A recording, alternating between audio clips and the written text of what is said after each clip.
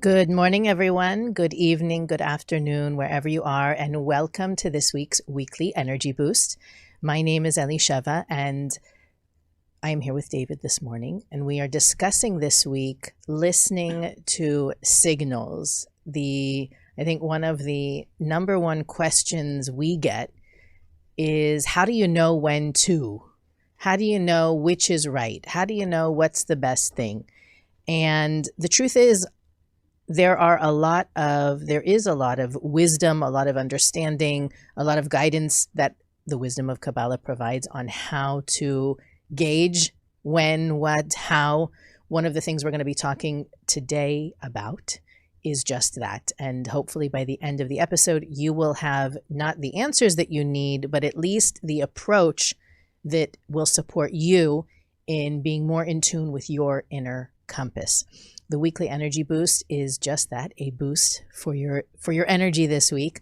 David and I, and sometimes a guest, we share the most practical and powerful wisdom and tools that we can find that's worked for us and for the people that we work with.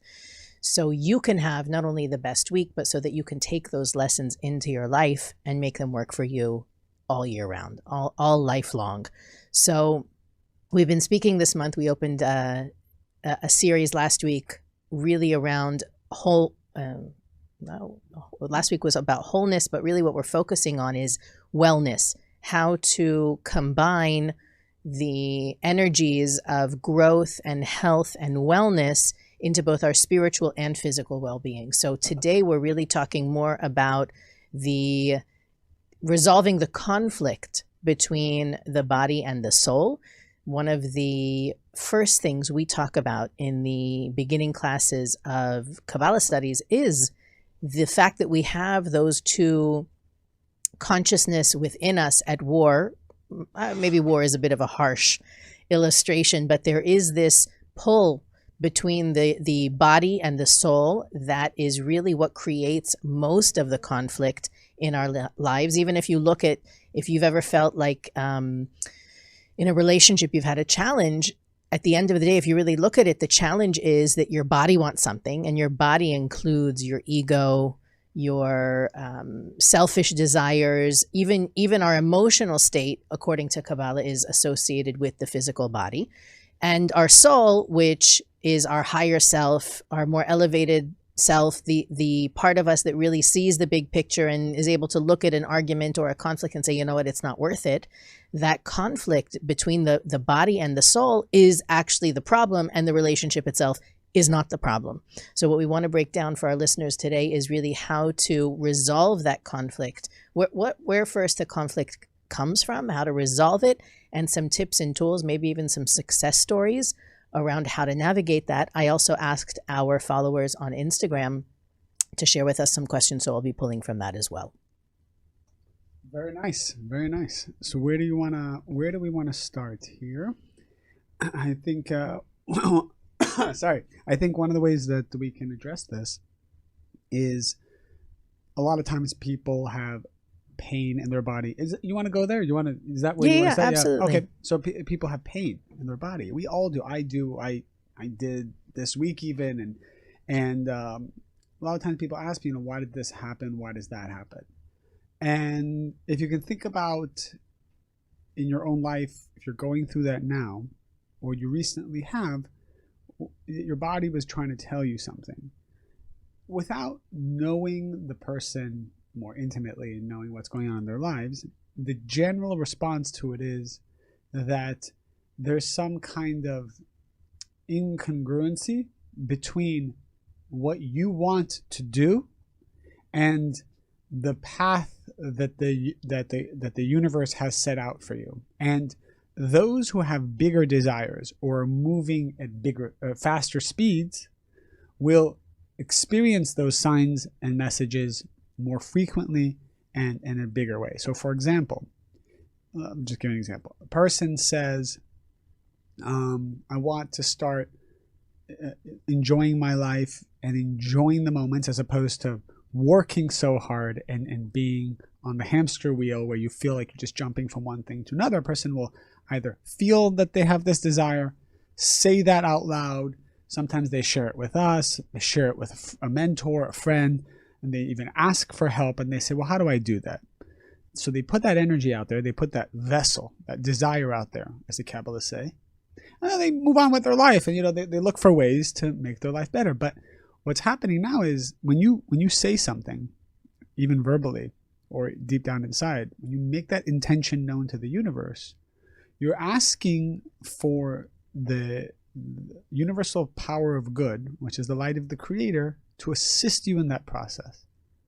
So if you now do any type of action which is going against what you said you want to do, the universe starts to send you messages. And I talk about this in Kabbalah too, that there's 4 levels of messages where the universe is trying to tell you you might be on the wrong path. The 4th level of it is when it's in the body. So the first level is more of a hint. Sometimes that's when a friend will come to you and tell you something, or you hear something, you hear it on our show, on our podcast, you'll hear it and you'll be like, oh, that's a good message. I should do that. So that's like the hint. That's the first level. That's the first phase. Then the second and the third, it becomes a little bit more in your face, a little more intense. And the 4th is the one we usually listen to the most. We don't deny it unless we do deny it. Then it goes to the 5th stage, which is death. But the 4th stage is it's in the body. The body's talking to you. The body's trying to tell you something. It doesn't mean you're a bad person. It doesn't mean you're doing something wrong, by the way. It just means an adjustment is required, because if you're supposed to go in one direction and you turn 1 degree to the left, in the beginning it doesn't look like you're far off the mark. But over time, you'll distance yourself from the path you need to be on. So that's the general answer to when the body has pain. And there's so many books about like, oh, this means that, and back pain means this, and leg pain means that, and Kabbalah talks about it, and a lot of other people out there talk about it, and it's accurate. So those are more the details. But ultimately, we need to know if I'm feeling something, there's a signal.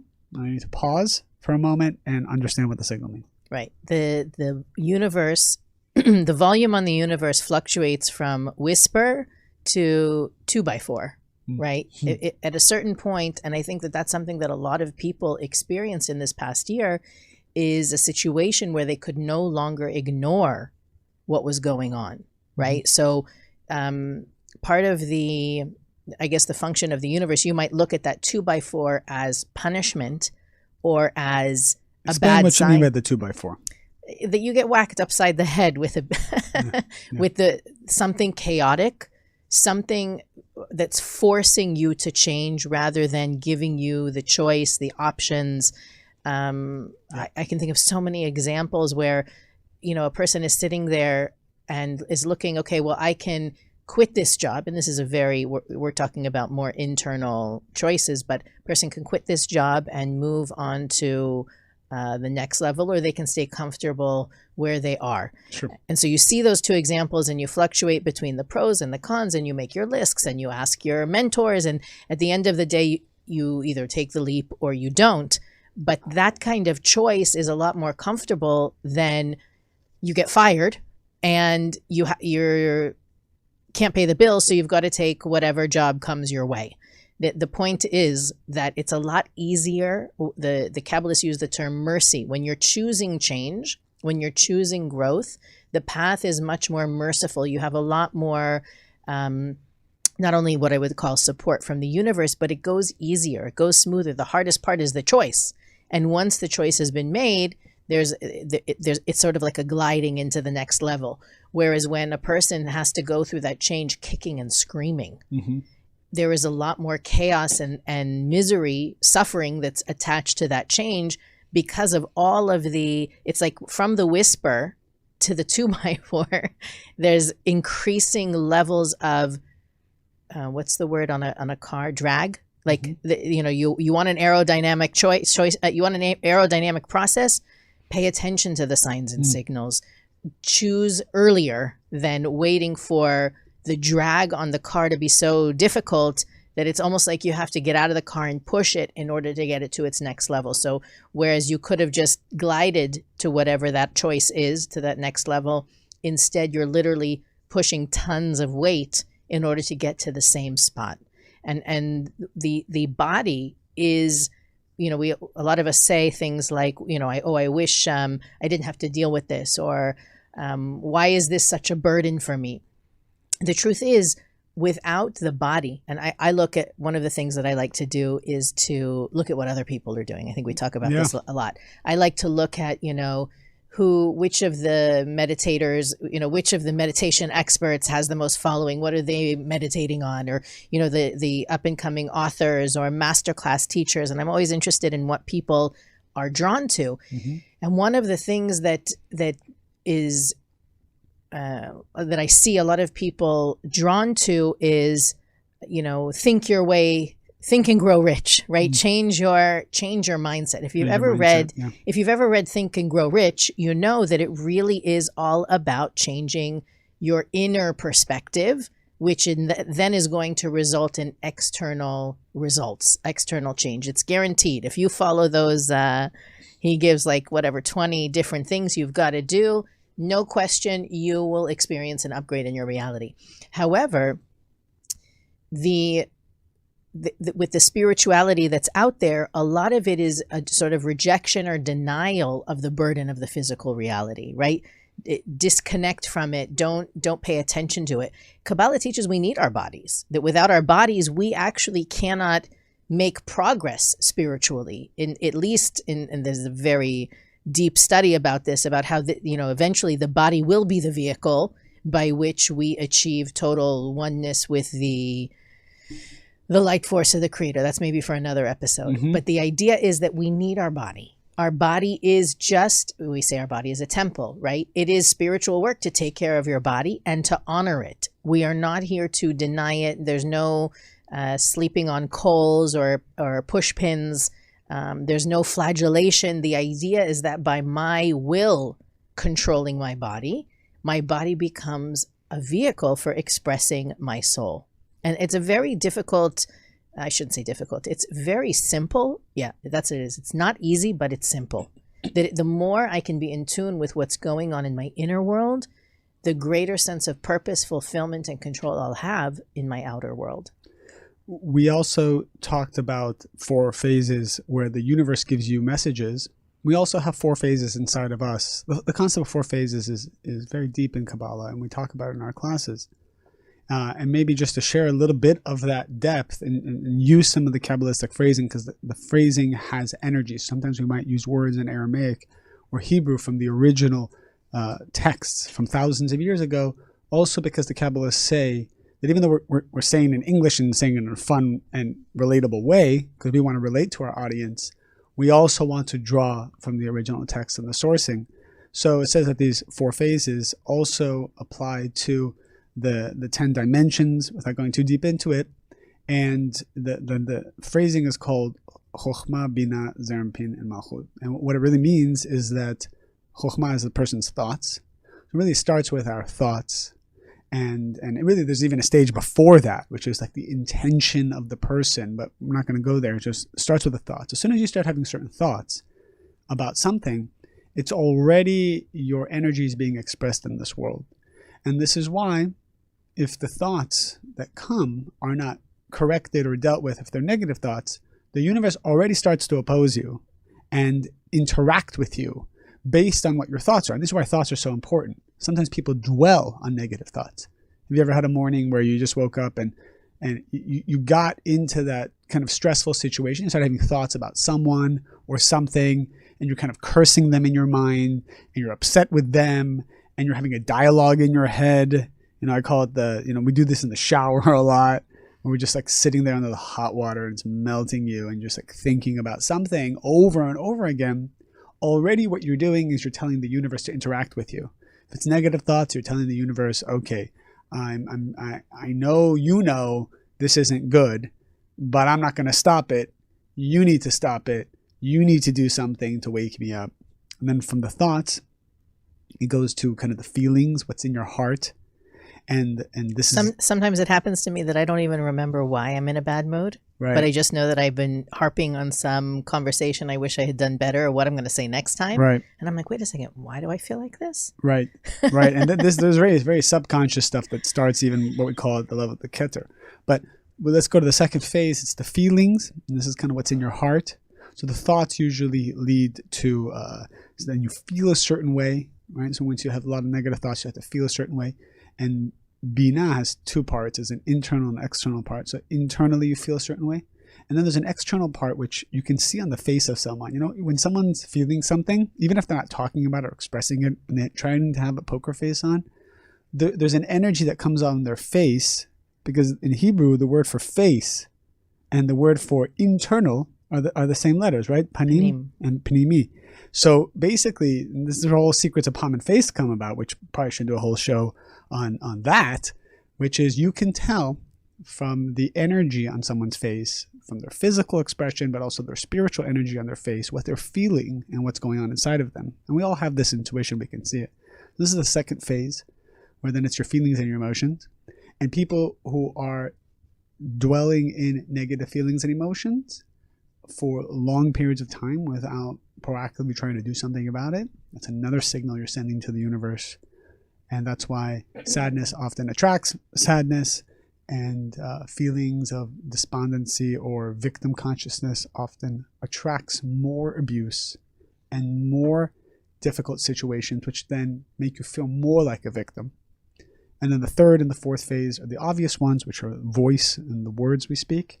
So eventually you'll say the things that you're feeling, and then it's the actions. Eventually then you will do things that were based on that. So these are the four levels. And when it gets to the level of the actions, and then there's four levels from actions. We're not going to go over all this in the show. This is like what we teach in our classes, but I want our listeners to understand the depth of where Kabbalah takes you. We're not just trying to throw nice concepts at you. We want to show you there's a science behind it. And so the actions, eventually there are actions, I'll just share it briefly. There's actions where you know it's bad that you're doing it, but you're just doing it anyway. So that's a good thing, because at least you still know it's bad. Then eventually, in the fourth phase of actions, you actually start to justify it, and it becomes part of your reality, these negative actions that you do. And again, all started from the thoughts. And the universe, thankfully, sometimes interrupts us and gives us a little pain here and there so we can adjust, so that it doesn't have to go from thoughts all the way down to feelings and then our words. Because once you start saying stupid things in front of people and doing stupid things in front of people, now you're really jeopardizing who you are and your reputation. And then you become that person that everybody is annoyed with. And then you justify why it's okay to become that person.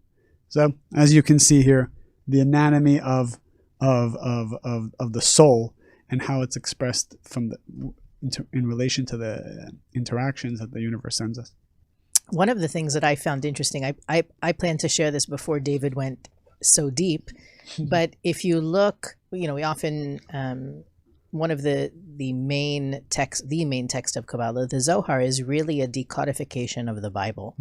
And one of the prescriptions that's there related to illness, not feeling well, any sort of physical disconnect or discord, is to isolate. That the prescription, depending on the severity of the illness or the disease, the prescription is isolation. Now, you might look at that and say, actually, funny, we're in a time where people need to quarantine, or people need to, there's different things that we need to do before we remerge back into society after we've been not well. But the original intention of the isolation, regardless of contagion, that's what really speaks to me.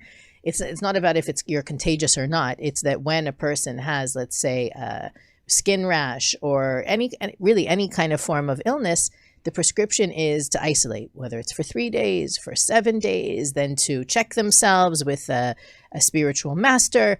But the idea of the isolation isn't about contagion. It's about giving the individual time to reflect on what's going on. What were the actions that led to the ailment?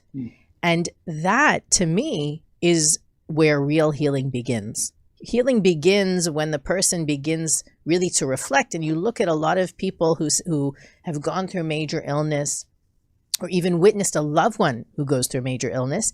And as a result, they do a 180 in their own lives. It changes them dramatically, not just physically, right? It may have some physical ramifications as well, but it alters them at their very core, because the ailment itself is the result of needing that. And I have a very dear friend who recently got some very, unfortunate test results, and wasn't, for different reasons, was very distraught by it, family history and different things like that. And so we talked about what's the best way, not just to make sure that these numbers change in the test, but that the universe doesn't need to send any other test results like this. It wasn't even to the point of illness. It was really just a point of doctors saying bad things. And what was amazing to see is that this person took it to heart, not as, yes, there are certain physical things I need to do to be healthier, but that's just one slice of the pie. The universe is really telling me, and I'm not using this example to tell every one of our thousands of listeners these are the things you need to do, but it was an opportunity to reflect on, there are certain things I know I should be doing that I don't. Setting more healthy boundaries, taking better care of myself, honoring the parts of myself. I know something I have a conversation with a lot of students is, especially when we become parents, we forget about the hobbies and the joys, the things that we enjoy in life, because our time and energy gets consumed by keeping things that we love very safe and healthy and growing and in the right environment.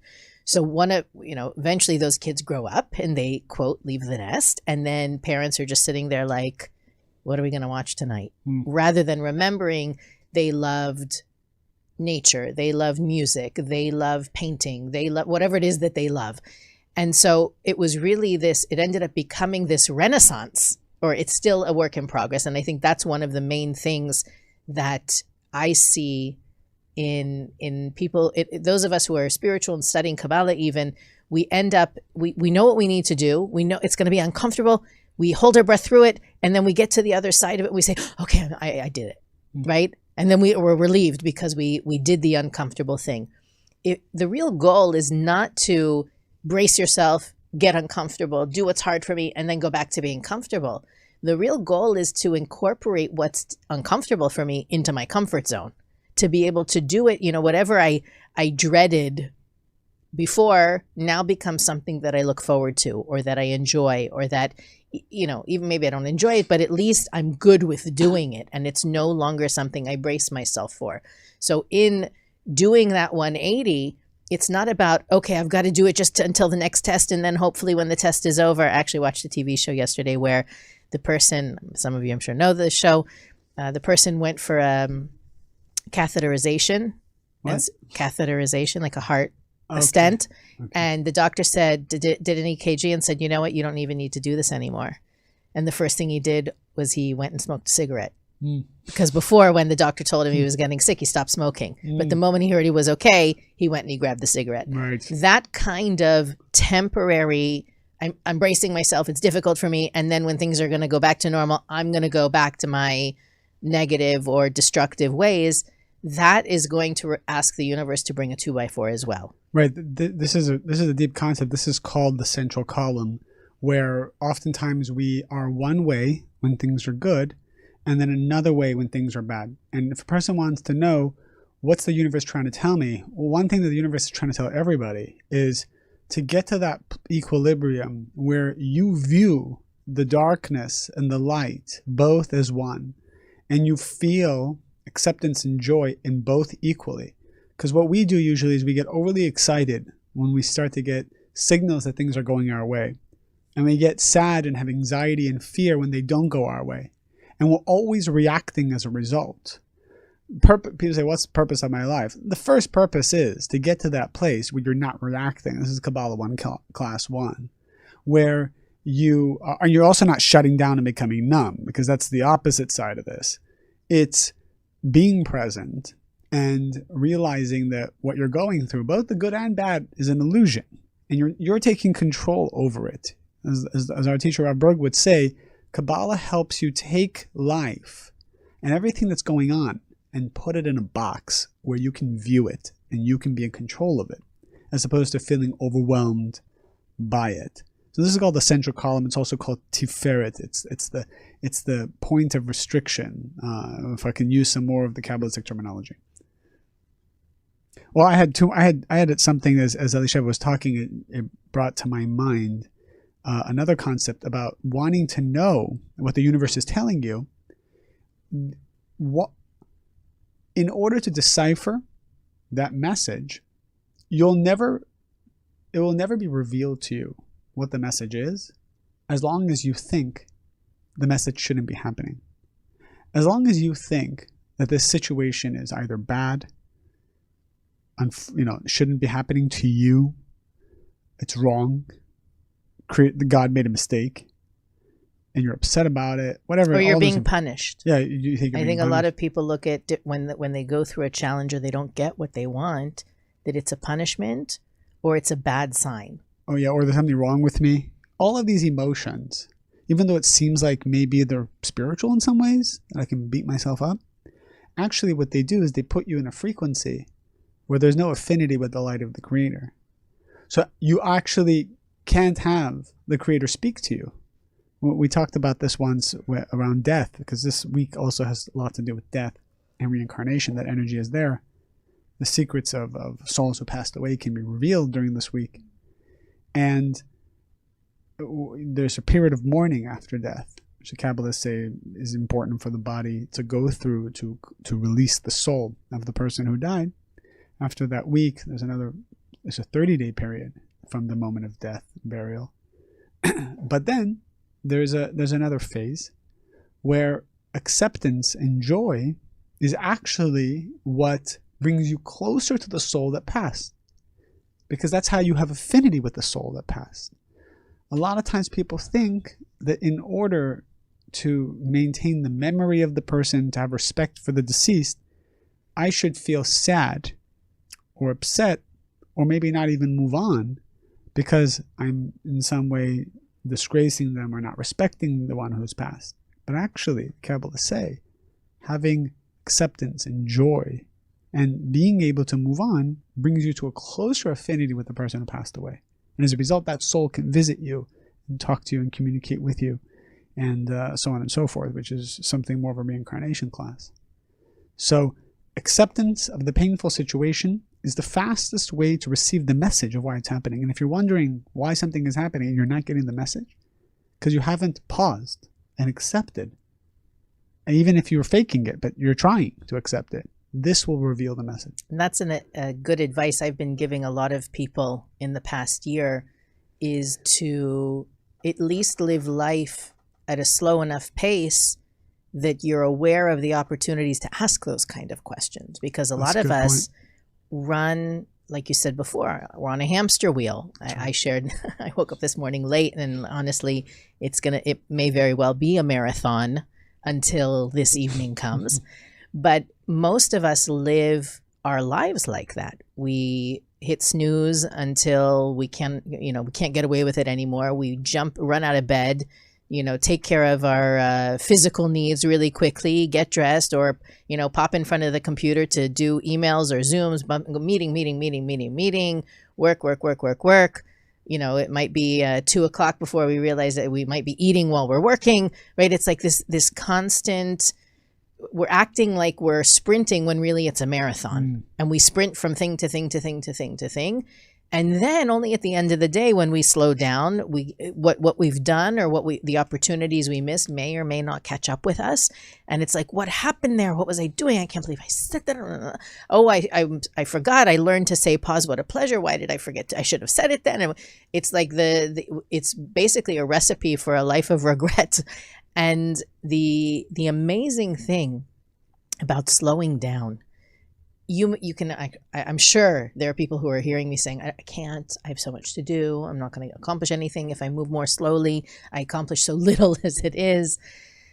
The act of slowing down, and this is very much in connection with the body versus soul challenge, is that we're ignoring the signals because we're moving so fast, right? Imagine yourself driving 70 miles an hour down the highway. You're not going to see all the advertisements and the signs, turn here, stop here, last rest stop for the next 50 miles. You're not going to see those signs if you're going so fast. The idea is that if you are slowing down, not because you have to, and that goes back to, again, the whisper versus the 2x4, choosing to slow down is actually a way to ensure that you have the ability to pause and say, why is this happening? This is not the first time I've heard this feedback. What can I learn from it? Why do I feel like I'm pushing, my head is up against the wall. I'm banging my head over and over and over again. Nobody's listening to me, right? If we're moving too fast, all of those scenarios end up feeling like they're about someone else. Someone else is not doing what they're supposed to. Someone else dropped the ball, when really the whole, as we say, almost every week, everything that's happening in my life and my movie is orchestrated for me. If I'm fast forwarding all the time through the important parts, just because I've got stuff to do, or, I have a deadline to reach, or if I don't get home in time, dinner's not going to be ready.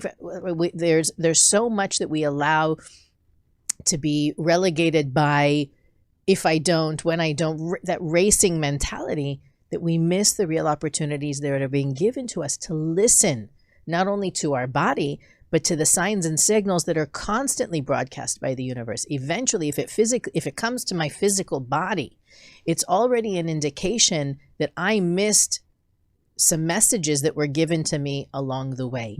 And I think that one of the big things we want to focus on, especially this month, is a tremendous opportunity. The reason we're bringing these ideas to everybody's consciousness is because this is a month where we can achieve that spiritual healing that then results in greater physical well-being. They're not two separate departments. Maybe in our mind, we say, okay, here's health and here's spirituality and here's my career and here's finances and here's my family. No, in the spiritual realm, it is all one. There are no dividers or compartments.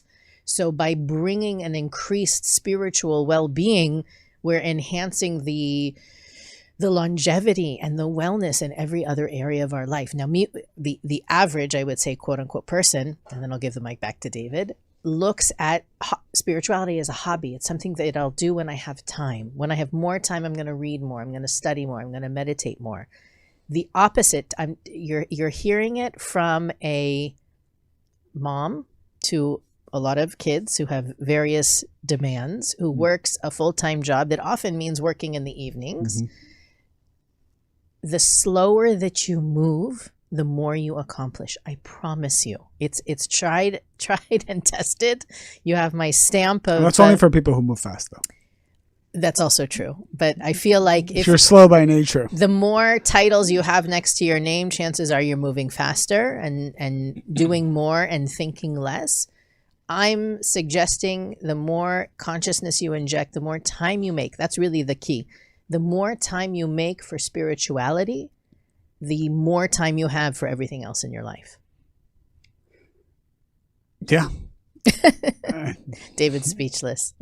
I had something to say there. Well, no, I have something else I do want to say a lot of engagement on our feeds here, and always appreciate when you guys create engagement, ask us questions, let us know what you think about certain things that we say, because we gauge very reactively, actually, based on what you feel and what you want. We want to provide for you. And then, of course, when you share and you broaden the audience, we always get these emails. I got something recently. I get a lot of these messages, a lot on my Instagram and stuff like, oh, I just started listening to your show. Friend of mine shared this. And they have no prior background in taking Kabbalah or Kabbalah 1, which it used to be that people would study this wisdom first studying Kabbalah 1. That was the way that people were always introduced. And I think now we're creating a platform relating to more people who don't actually have to take a structured course can learn this wisdom through our podcast, through our show. I have questions from that people wrote. Actually, we have a few questions that are actually the same question. Yeah.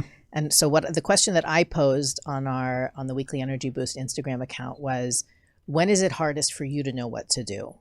And what's interesting... I mean, us. Us. Yeah. The interesting thing is that the common theme for almost all of the questions, I would say 98% of the questions were, it's most confusing to know what to do when someone else is involved, when my decision is going to affect others. When it's only me and I'm choosing for myself, it's more clear. But when my decision is either for someone else or is going to affect others, it's harder to know what to do. And that's true. It's true.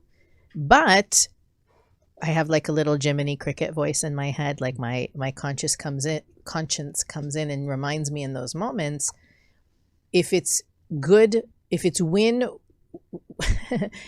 the best choice for all of us is the best choice for me. Now that doesn't, what that means is that in any opportunity that we have to make a decision, the answer always lies in the future, not in the right now. The choices that we make that are not the right choices, and that should be in italics, the right choices, it's because we're looking at what's in front of us right now and disregarding the long-term effects. What do I mean by that? Very simple example. My daughter loves chocolate. She could eat chocolate all day and all night. If she asks, if she's persistent enough, she knows I may break down, so she is persistent. Yep. If I give her all the chocolate that she wants, will I have peace and quiet now? Yes, I will. Is it going to serve anybody in the long term? Absolutely not. And that's a very stark example, but I promise you, all choices are like that. If I'm looking for relief in the moment, or I'm looking for someone else to provide relief for someone else in the moment, it will only create more damage in the long term. The right choice is going to be win-win for everyone in the long term, not in the short term. And for that reason, we invite people to look at those situations. The best advice I ever got was to imagine you're watching what's going on a movie screen. And I don't know if it happens to you, if you, maybe movie screen, your TV screen is a more accurate example right now. You've ever looked at, somebody in opening, is about to cheat on their significant other, and you're like, no, don't do that, right? You're telling the character what to do, or in a bad horror movie, horror film, they're about to open the closet door, and you don't open the door, right? You know what they should be doing, right? It's easy when you're not involved to make a better choice. So if you can watch what's going on a movie screen and give yourself the advice you would give the actor or actress you were watching on TV, chances are you'll make the better choice. But what happens is the body, and I actually wanted to read something I read really beautiful. The body is not necessarily, when I say the body, I also mean the emotions, is sometimes going to pull us back into looking at how everybody feels right now, right? That sometimes when you really love someone, you have to deprive them of what they want, because that's going to help them most in the long term. So I want to read this. It's just a couple paragraph and a half or whatever. An article that I found. Again, I've been sharing different things that I'm reading in order to prepare for each episode, and I think this one is particularly beautiful. Is this another poem? It's not a poem. Oh. No, it's an article by Karen Berg. She says that life is a lot like walking up the down escalator. If we stop climbing and making effort on our spiritual path, we can feel as if we're slowly moving downward. With spirituality, we can ascend in this world, even if we're on an escalator moving downward. There is a beautiful divine balance inherent within each of us. Our body wants to sleep, eat, and feel comfort. Our soul, however, pines every day for union with the Creator. These two forces together allow us to exist in the world. This is the hidden balance of the human experience. It is a divine and beautiful system that the Creator created so that we may learn our spiritual lessons. If it were not for the desires of the body, we would not be able to fully develop our divine attributes of love, care, and concern for others. It is the existence of the night that allows us to understand and appreciate the day. This force of the body that wishes to receive for the self alone is a relentless force. Like the down escalator, it is forever imposing its energy upon us. However, we have our soul, our gift from the Creator. Our soul is our birthright and our constant link to the Creator. It is our light, our reprieve, and our power to rise above the forces of self-involvement, apathy, ego, all of those things the Kabbalists refer to as a desire to receive for the self alone. Our soul is our inner truth, and the soul has but one desire, to share. We are at our greatest and most authentic when we are in alignment with our soul's desire. This week, we are bestowed with the precious gift to connect further with our inner divinity, allowing us to rise above any challenges or negativity that may be present in our lives. And that's really, I think, the crux of what we were trying to bring here, is that in that conflict, right? I want relief. I want things to be okay right now. We're sometimes sacrificing our true desire, the desire of our soul, which is to be in greater affinity with the light. And that the body sometimes comes in to interfere, not so that we'll give in, but so that we will recognize, okay, this is not in affinity. Right now, I'm not acting like the Creator. I'm not acting like the light. I want to be left alone. If anybody has ever said, just leave me alone, that is an indication that we are not in touch with our soul. And so that doesn't mean that we don't take time, and we've spoken about this ad nauseum about, it's important to take care of yourself and to know your limitations. And we had a couple months ago a guest that was sharing about how to know when you're in the red, and it's essential, but at the same time, it's also important to acknowledge the disparity between those two forces and to learn how to both take care of the body. I think I shared it a couple weeks ago. If you know you're going to get hangry, put a bar in your pocket so that you won't get that way, right? Don't prevent yourself from being your best when you know your limitations. In the same way, we are here to do as much as we can to amplify the voice of our soul and to nurture that voice so it is the dominant force in our day-to-day lives. Beautiful.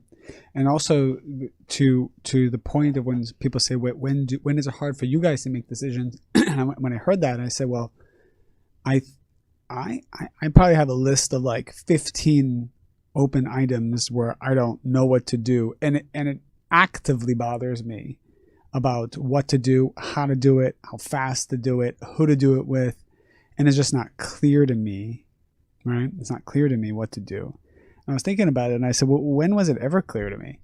And I would say, and then I started thinking about my students, and started thinking everybody I'm close with. And it seems like at any given moment, there's something on their plate that is confusing to them. It might be totally clear to everybody else, because we're always very good at giving other people advice and seeing their big picture more than they are. But then I realized that there's something called Or Makif, the surrounding light of the person. And your surrounding light is always trying to manifest to become your inner light, to become your new reality, light that's been earned by your vessel.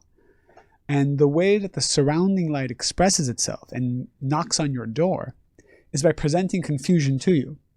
So even though we all want a life where everything's clear, that doesn't make any sense, because the only way to go from one level to another is through the door of confusion.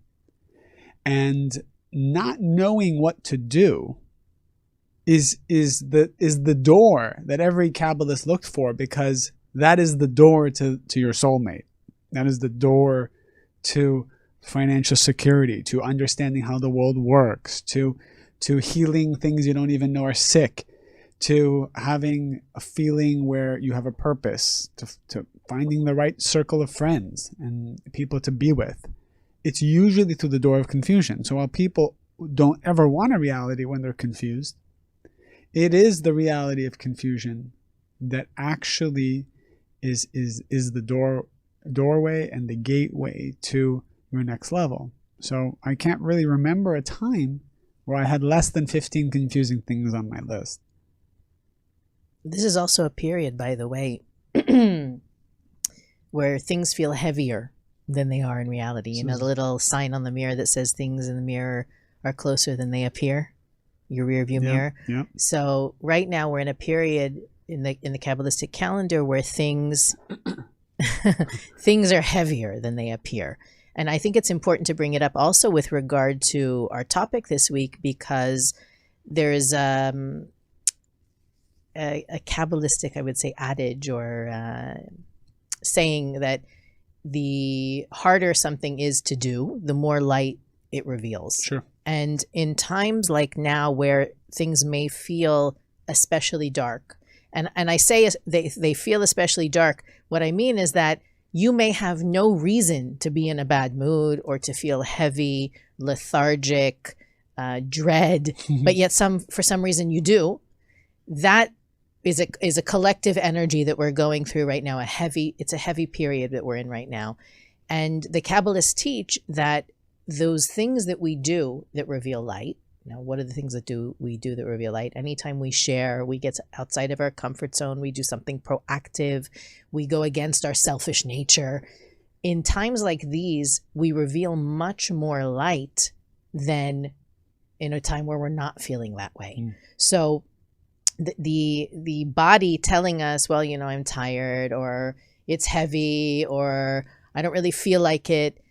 It's, you know, you can imagine if you hold a candle up on a sunny day, right? How powerful is the addition of that candle to the light in the moment, versus in the dead of night, if you light that candle, you illuminate the whole forest or the whole stadium or the whole house. That's right. So that candle right now, whatever you're able to do, whatever light you're able to reveal, even praying for someone, you know, I was reading, I read something beautiful that the Kabbalists say that, you know, when you're prompted to say a kind word to someone or to reach out to someone with words of love and care, that prompt that suddenly you want to say something nice is not you, it's the Creator.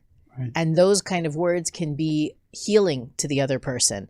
So especially in this time, it's important to acknowledge the heaviness, but also know that whatever light we are able to reveal in this time, it has much more impact. It's much more dramatic. It's much more influential against the contrast of the darkness than, let's say, a time when you're in the mood, you're feeling good, you're bursting with energy and joy and just can't help but share it. It has a lot more impact when you feel the opposite of that. So I'm really excited about the next class I'm going to be giving that I want to share with everybody in case you would like to come. I would like to bring you can't there's nowhere to go. It's just to show up on your device.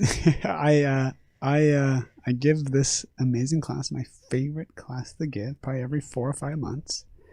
And this is the next time I'm giving it. I had over 1,000 people for the last one, which was such an amazing thing. And it was the Kabbalah one that I did globally. So the next one I'm going to do is April 27th at 4 p.m.